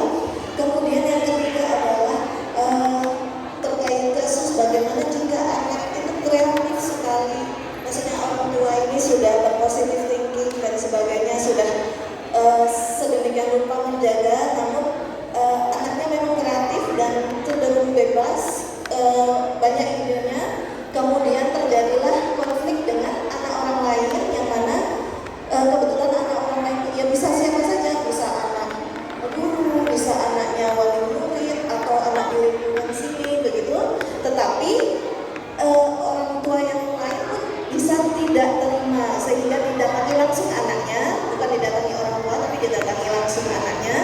Nah, itu bagaimana menguatkan beliau dan ibu-ibu yang lain yang memiliki anak yang aktif, sampai kan nggak boleh kamu di sini aja ya, di rumah saya tutup kuncinya, saya kunci rumahnya gitu kan, nggak sampai kayak gitu. Itu bagaimana penguatan orang tua yang seperti itu. Mungkin bisa ditambahkan Ustazah sama nasihat bagi kita yang sebagai perannya sebagai wali murid ketika anak kita dipukul sama temannya, mana anaknya, apakah kita bagaimana sikapnya kita gitu.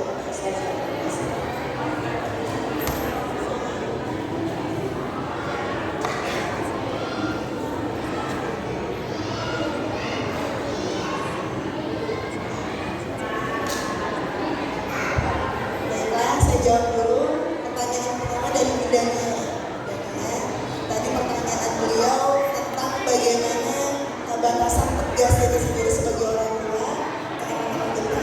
Nah, jadi memang tegas itu sendiri itu sudah menjadi kewajiban kita sebagai orang tua untuk menjadi orang tua yang tegas. Jadi ibarat kalau di dalam Al-Quran itu sudah mengatakan qaulan sadidan. Nah, kalau dalam Al-Quran qaulan sadidan, tapi sin dengan sin. Nah, kalau sin itu berarti yang kasar, ya keras tapi kasar. Tapi sadidan, tegas dan baik. Itu pun yang disampaikan oleh Luqmanul Hakim dengan anaknya beliau yang diabadikan ceritanya, la tusyrik billah. Itu nasihat beliau yang pertama ke anaknya, la tusyrik billah, janganlah wahaya bunaya. Nah, jadi itu sebenarnya ilmu parenting, khususnya bundanya yang bertanya tadi, ya bunaya. Sudahkah kita memanggil anak kita dengan panggilan yang manis, yang enak didengar, atau mungkin sebaliknya itu tegas yang baik? Wahai anakku, wahai putriku yang solihah, wahai bidadari surgaku, wahai calon imam Masjidil Haram, wahai calon hafal Al-Quran, apapun itu panggilan yang baik, yang enak didengar, sayang. Jadi yang dipanggil itu merasa disayang. Nah, itu psikologinya di situ ada bunda.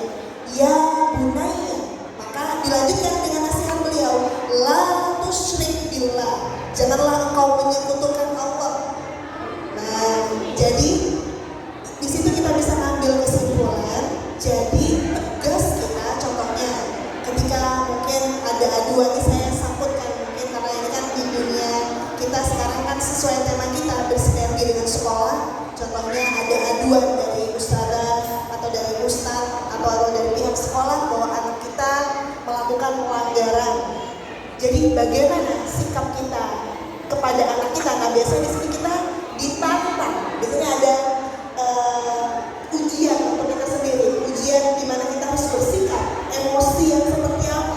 Pastinya emosi yang akan muncul dari itu adalah kecewa,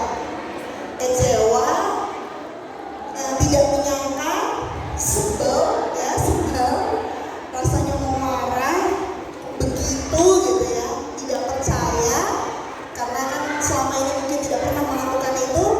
Nah, maka di situ kita tuntut tegas. Tegas di sini artinya kita tegas menentukan emosi kita.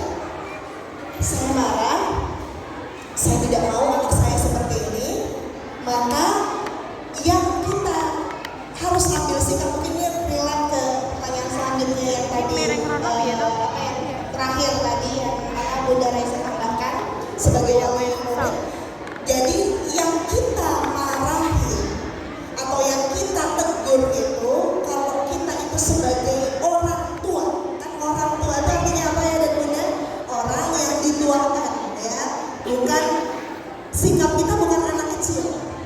Kadang inner child kita muncul di situ, apalagi kita punya pengalaman atau trauma di masa kecil. Kita pernah mungkin mohon maaf, pernah dipukul, pernah disakiti fisiknya.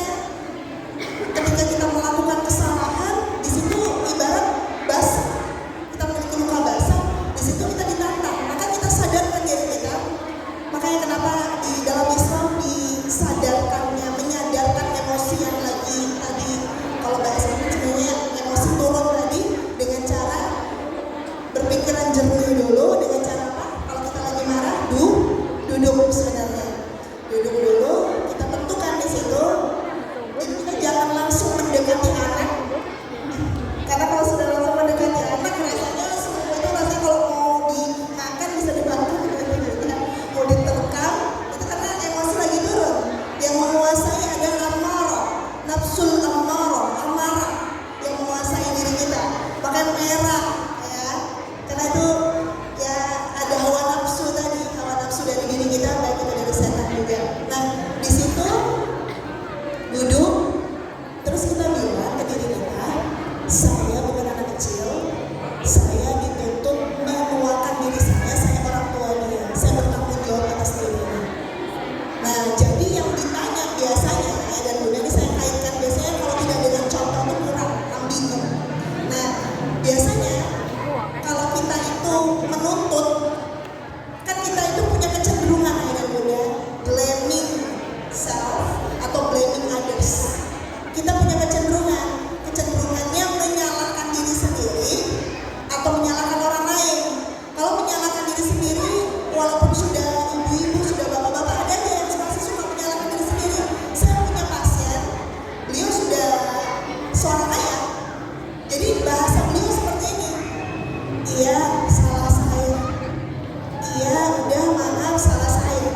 Itu terus beliau ulangi. Sekarang sehat atau tidak ya Bunda?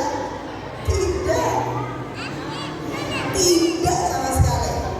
Saya bilang, loh mas ini atau bapak ini adalah seorang ayah. Jadi nggak baik ya. Jadi menyalahkan diri sendiri, menyalahkan orang lain tidak baik. Maka di situ kita bilang ke anak kita, bukan kita tanyain siapa yang tadi mukul kamu nak. Sini mama datangin orangnya. Nah kalau sudah menyalahkan orang lain, mana itu yang ganggu kamu tadi di sekolah? Ayo sini, mama telepon itu orang tuanya. Nah teman-teman datangin anaknya. Itu blaming others. Tapi kalau blaming sendiri, kita akan menyalahkan anak kita. Kamu kok nggak benar itu begini dan seterusnya. Jadi seperti apa? Setengah. Bagaimana kejadiannya tadi? Nanti kalau adik sudah tenang, ceritakan ya. Gimana sih kejadiannya tadi? Jadi kita dengarkan. Biasanya anak laki-laki ya dan Bunda nggak bisa cerita. Bukan berarti mereka tidak mau cerita. Mereka tidak bisa cerita. Itu kekurangan anak laki-laki. Diam aja. Gimana cerita? Diam aja. Nah tapi nanti ketika dia merasa aman, kita kasih space, kita kasih kelonggaran, di situ tadi kan Bunda Nia bertanya, jadi kalau kita tegas, takutnya nanti anak kita berbohong. Karena kita terlalu tegas, nanti dia berbohong.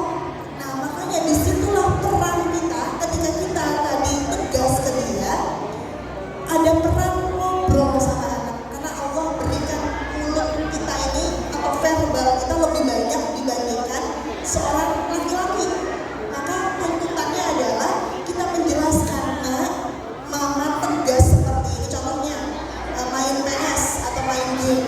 Main game, kalau sudah azan berhenti ya kan, sholat dulu. Nah, nanti kalau sudah selesai semua tugas boleh lanjut lagi. Kenapa coba mama begini? Tanya sendiri kenapa? Kenapa coba? Apa karena mama atau bunda tidak sayang sama kamu? Apa nggak sayang sama abang? Apa nggak sayang sama kakak? Bukan, karena siapa yang memerintahkan sholat? Allah. Jadi selalu kaitkan. Kadang kita itu bunda dan ayah sekalian, kita sering memisahkan agama dengan dunia. Padahal kita tidak boleh. Keduanya ini erat sekali di dalam hidup kita. Jangan sampai kita memisahkan itu kan dunia, ini kan akhir. Tidak, dunia akhirat itu harusnya jalan berbarengan. Karena tujuannya adalah akhirat sama-sama. Jadi insya Allah kalau sudah niatnya untuk Allah, seperti di dalam hadis, wa man kanat hijratuhu ila Allah wa ila rasulih, itulah yang akan didapat. Barang siapa hijrahnya karena Allah dan Rasulnya, maka itulah yang dapat. Tidak usah khawatir dengan hasilnya. Yang penting niat kita bukan untuk apa-apa, niat kita hanya untuk Allah dan Rasulnya. Tadi meneladani akhlak beliau, insya Allah itu pun hasilnya. Jadi semoga menjawab ya. Selanjutnya tadi soal yang kedua itu semoga menjawab juga ya. Tadi Bunda Rasa. Oh iya betul. Bunda siapa tadi Bunda nih. Bunda ya, makanya ya maaf ya Bunda, saya tidak mendengar. Jadi dari beliau tadi pertanyaannya ini fenomena yang memang kalau orang Sidoar kalau orang Banjar bilang rancak gitu ya. Jadi sering kali terjadi. Nah, biasanya hal ini pun yang menjadi dilema seorang istri mau taat kepada suaminya. Nah, jadi terima kasih untuk pertanyaannya, jazakallahu khair. Di sini begini ada Bunda dari Allah. Ini perlu kesadaran. Jadi ketika kita sudah menikah, makanya kenapa kalau ulama bilang ketika suami istri tadi sudah menikah, maka sebaiknya dia tinggal jauh dari kedua orang tuanya. Tapi kalau memang tadi memang masya Allah diberi amanah oleh Allah mengurus merawat orang tua, masya Allah luar biasa sekali, surganya tadi luar biasa sekali. Nah, tapi kalau memang sebisa kalau bisa tadi memang jauh dari orang tua. Di situ kenapa? Karena ketika itu tadi terjadi, maka yang ikut campur itu adalah orang tua. Karena kita tidak bisa menyalahkan orang tua juga. Karena orang tua itu walaupun kita sudah ibarat dewasa atau sudah tua lah ya, tetap di mata orang tua kita akan selalu menjadi anak kecil. Dan orang tua itu pun perasaan psikologisnya cucu itu adalah orang yang paling disayangi. Jadi itu tidak bisa kita pungkiri, itu kita harus memahami di situ. Di mana orang tua juga ketika sudah memasuki contohnya usia 60, 70, mereka akan kembali menjadi anak kecil. Yang dimana rasa kesepian, rasa itunya semua akan terjadi. Nah, terus bagaimana cara menyikapinya? Ini memang bukan hal yang mudah. Tapi kita harus ingat, taat kita kalau sebagai istri, ini yang istri, yang para ibu-ibu yang dirahmati Allah, taat kita adalah orang tua. Suami yang pertama. Jadi ketika di dalam masalah contohnya pendidikan, kan tadi ditanya Bunda ya, pendidikan contohnya memasukkan ke pondok kata orang tua, jangan di pondok nanti seperti ini seperti itu. Memang caranya memang tidak dengan berdebat dengan orang tua, ya kan? Bukan dengan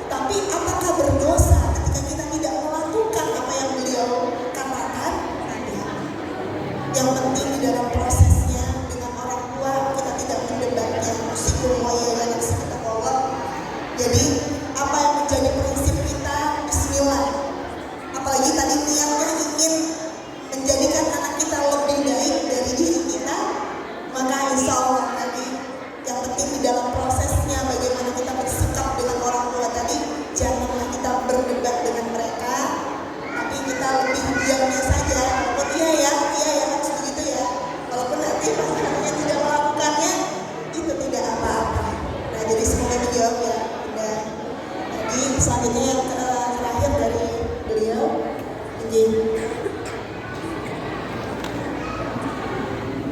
Iya.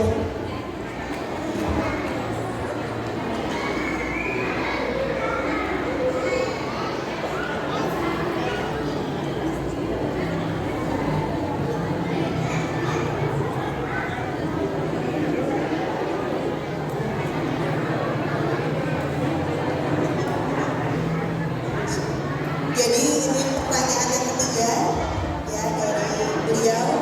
Jadi Masya Allah, semoga Allah menguatkan beliau, ibu, dan juga menguatkan kita semua sebagai orang tua, karena tidak ada sebenarnya cobaan itu yang kalau kita ingatnya karena manusia maka kita sakit. Itu diingatkan oleh Imam Ibnu Aun, zikrun nasi daun wa dzikrullahi dawaun. Mengingat manusia itu sakit, ayah dan bunda sekalian, tapi mengingat Allah itu adalah obat dari segala rasa sakit. Jadi ketika kita menghadapi masalah itu jangan pernah mengingat manusia ya, tapi ingat Allahnya, itu adalah obatnya. Seberat apapun Allah tahu, karena kita mampu maka Allah beri itu. Jadi kalau Allah mencintai seseorang maka Ia akan mengujinya. Jadi itu sebagai penguatan kita dalam menghadapi masalah. Nah jadi contohnya seperti ini tadi kasus yang tadi dibahas oleh beliau. Ya soal terakhir, bagaimana jika memang contohnya anak ini adalah biasanya begini ada bunda, ini kehidupan yang nyata realistis terjadi. Kadang biasanya dari anak-anak kita, mau itu anaknya 2, 1, 3, 5, 7, 12, apakah ada yang sama semua karakternya dengan orang tuanya? Tidak. Mesti ada salah satu di situ yang terberat. Tapi biasanya kedua orang tua ini atau suami istri ini bilang itu mirip kamu deh, kayaknya saling memirip-miripkan. Ya, itulah manusia. Ya, ketika baik baru senang, ketika tidak padahal sejatinya itu adalah ujian. Kita lupa hidup ini adalah ujian. Saya pun menasihati diri saya pribadi. Nah, jadi biasanya karakternya tadi Allah nggak mungkin tenang saja ya dan bunda, khususnya ibu, tenang saja. Itu karena Allah tahu ibu kuat, makanya ibu diuji seperti itu. Nah jadi dengan karakter yang seperti ini kan tidak sesuai dengan harapan sebenarnya, tapi karena ini ujian. Nah tapi harus satu kuncinya, harus terima dulu. Kadang kita lupa, kita mau melepas tisu ini kan saya menggenggam tisu ya dan bunda ya. Saya genggam tisu ini, saya mau melepas. Bisa nggak kalau nggak saya terima tisu ini saya lepas? Nggak mungkin, karena tubuh kita itu sudah hukum pasti, sama seperti hukum gravitasi dari atas ke bawah. Hukum pasti, di mana benda ini kalau saya nggak bilang ke diri saya, ini kan hormon yang akan menggerakkan. Motivasi itu kan adalah sesuatu dorongan yang lahir dari diri saya pribadi. Kalau nggak saya dikte diri saya, ayo lepaskan itu tisu, buang, nggak akan terjadi. Nah jadi saya harus terima dulu. Oh, terima itu artinya sadar kalau nih ada tisu nih di tangan saya. Begitu juga bunda harus terima, ini anak saya sedang bermasalah. Bukan salah saya, bukan salah anak saya, mungkin itu sekarang salah anak saya.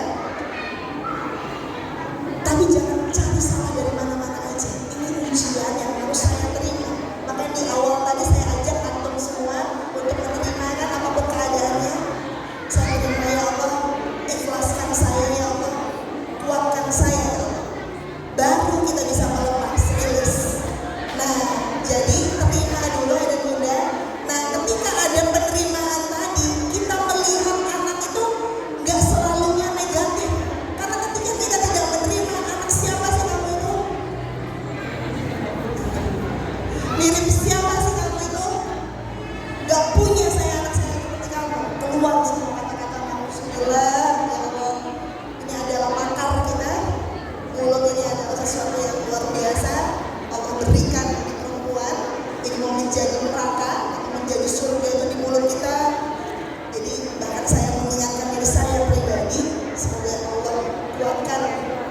dulu kita berkata-kata yang baik saja, khususnya untuk diri kita dan anak-anak yang lahir dari rahim kita sendiri.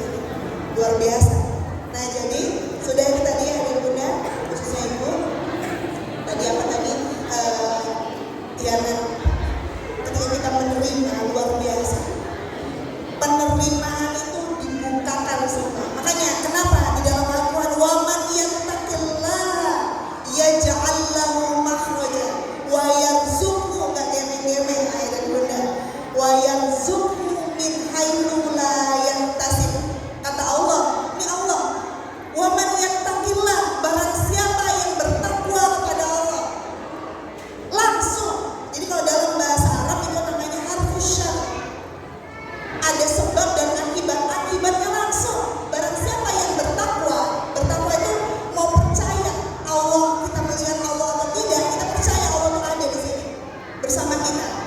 Langsung Allah berikan jalan keluar dan juga Allah berikan rezeki dari jalan yang tidak disangka-sangka. Luar biasa itu. Jadi ibu hanya perlu percaya sama Allah. Tenang saja, Allah mau mengangkat derajat ibu dan mau ibu diberi rezeki yang lebih banyak dari jalan yang disangka-sangka. Luar biasa.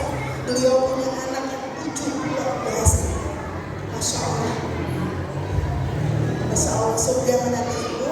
Tinggal tadi menerima dan percaya. Tenang saja, pasrahkan kepada Allah, semoga Allah kuatkan. Begitu juga kita, ketika kita sebagai penontonnya,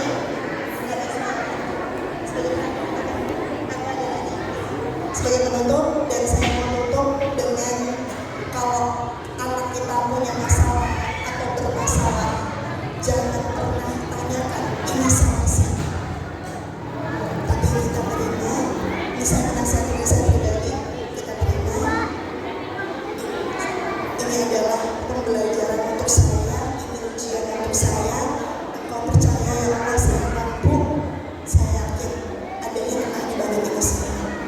Nah, jadi sehingga kita tidak pernah memandang negatif. Bahkan seorang bapak yang penjual es teh waktu itu, beliau adalah seorang yang luar biasa. Kalau kita pandang dari pandangan positif, beliau adalah seorang yang luar biasa. Tawakal beliau luar biasa. Makanya Allah bukakan pintu rezeki dari pintu mana saja. Itu kekuatan tadi, kepasrahan kepada Allah. Maka kita belajar dari situ yang bunda sekalian, tidak ada sebabnya, tidak ada yang tidak, karena izin Allah. Bahkan daun jatuh pun itu atas izinnya, dan kita pun berkumpul di sini atas izinnya, dan semoga ini salah satunya yang bisa membuat kita kelak berkumpul di surganya. Amin amin Allahumma amin. Saya mohon maaf atas segala salah dalam penyampaian tadi. Saya serahkan, semoga ini bermanfaat untuk kita semua. Bismillahirrahmanirrahim. Wassalamualaikum warahmatullahi wabarakatuh. Terima kasih Ustazah Anissa atas penyampaiannya. Mengedukasi orang tua bersinergi dengan guru dalam membentuk karakter generasi digital yang rabani. Alhamdulillah, kesan dari acara ini bisa menambah wawasan tentang pentingnya sinergi antara guru dan juga orang tua. Kesan saya dalam mengikuti parenting ini sangat terkesan dan sangat berterima kasih kepada Ustazah Anissa atas ilmu-ilmunya yang berlandaskan Al-Quran, sehingga kita bisa nantinya lebih baik lagi sebagai guru dan juga sebagai orang tua dalam mendampingi anak-anak di era teknologi. Pesannya semoga acara-acara seperti ini bisa sering diadakan sebagai pembuka wawasan dan penambah silaturahmi antara guru dan orang tua. Baik, terima kasih. Pesannya buat acara seminar parenting hari ini, sering-sering aja adakan kegiatan paling tidak 1 tahun sekali lah. Habis itu kalau kesannya